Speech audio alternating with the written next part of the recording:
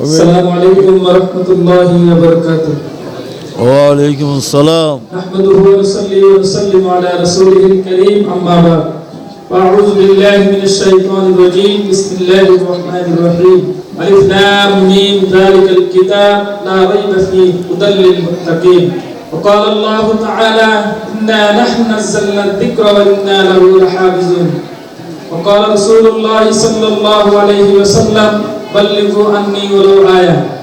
আজকে ওয়াজ ও দোয়া মাহফিলের সম্মানিত সভাপতি এবং আজকে প্রধান মেহমান বিশিষ্ট লেখক ও গবেষক উস্তাদুল আসাতিজা আশ-শেখ ডক্টর সৈয়দ আবু নোমান সাহেব দামাত বরকাতুহুল আলিয়া আর উপস্থিত আছেন আমাদের বাইতুল মাওলা জামে মসজিদের সম্মানিত খতিব সাহেব, আর উপস্থিত আছেন বাইতুল মাওলা জামে মসজিদের সম্মানিত সহ সভাপতি আর অন্যান্য উলামায়ে কেরাম, উপস্থিত সর্বস্তরের তৌহিদি জনতা।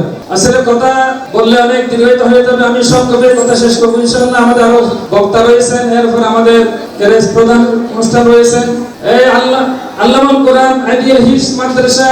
আমি এলাকাতে কয়েক বছর আগে প্রতিষ্ঠা করি। আলহামদুলিল্লাহ প্রতিষ্ঠা লগ্ন থেকে আলহামদুলিল্লাহ মাদ্রাসা থেকে কয়েকজন হাফেজ সাহেব হেফজ সমাপ্ত করে বের হয়েছেন। এরপরে জাতীয় পর্যায়ে বিভিন্ন হেফজুল কোরআন প্রতিযোগিতায় কৃতিত্ব স্বাক্ষর রেখেছেন, সেই হিসাবে তাদেরকে আজকে ক্রেস্ট প্রদান করা হবে। তবে আমি একলা ছিলাম, আমি আলাদাভাবে আমি প্রতিষ্ঠান পরিচালনা করতাম।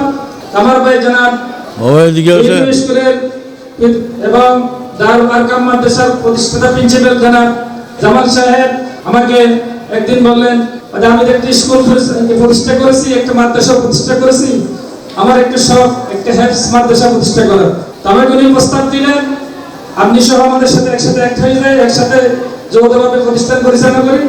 আমি চিন্তা করলাম, আমি ওই বসুন্ধরা উত্তর পাশে 3 দিন ওখানে ছিলাম, অনেকে জানেন, অনেকে ওখানে গেছেন।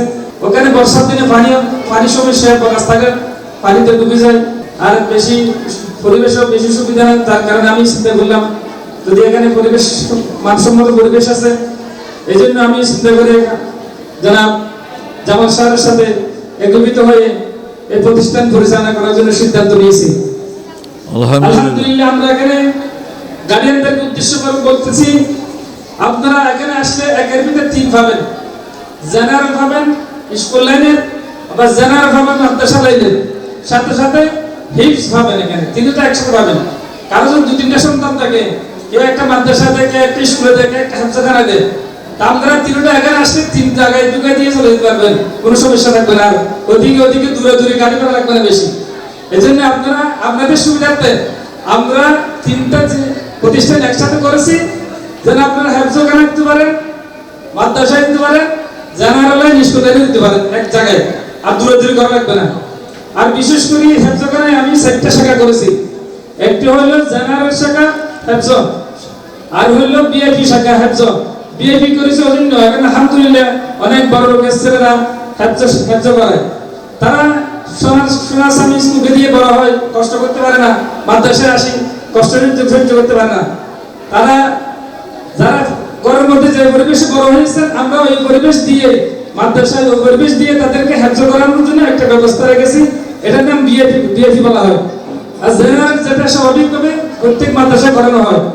আর আমরা মহিলা এখন আলহামদুলিল্লাহ অনেকের মহিলাকে হেফজ করানোর জন্য অনেক মা বোনেরা কি ইচ্ছে পোষণ করেন। আমাদের এখানে কয়েকজন হেফজ ভর্তি হয়ে গেছেন মহিলা। তা আলহামদুলিল্লাহ দোয়া করবেন। আমরা মহিলা শাখা ইনশাআল্লাহ রাখছি। যারা মহিলা বাচ্চাদেরকে হেফজ করাতে চান আমাদের এখানে নিয়ে আসতে পারবেন। আর একটা হলো কিন্ডারগার্টেন, ফেলে থেকে 3 পর্যন্ত আমাদের নুরানি কিন্ডারগার্টেন, যেটার মধ্যে বাংলা, অঙ্ক, ইংরেজি, আরবি সব কিছু থাকবে। 3 বছর আপনাকে 3 বছর শেষ করার পরে এখান থেকে যাইয়া মাদ্রাসায় ফুরে অথবা স্কুলে ফুরে অথবা হেফজখানা করতে হতে পারবেন। সাথে সাথে ইসলামী বুনিয়াদী সব শিক্ষা 3 বছরে আপনার এই ছেলে আপনার মেয়ে ইনশাআল্লাহ শিখতে পারবে। তা আমি অনুরোধ করব, আমাদের এই প্রতিষ্ঠানে আপনারা এসে দেখুন এবং খোঁজ খবর নেন, আপনাদের ছেলে সন্তান ভর্তি করাবেন, এই আশা ব্যক্ত করি আমি আমার সংক্ষিপ্ত বক্তব্য শেষ করছি।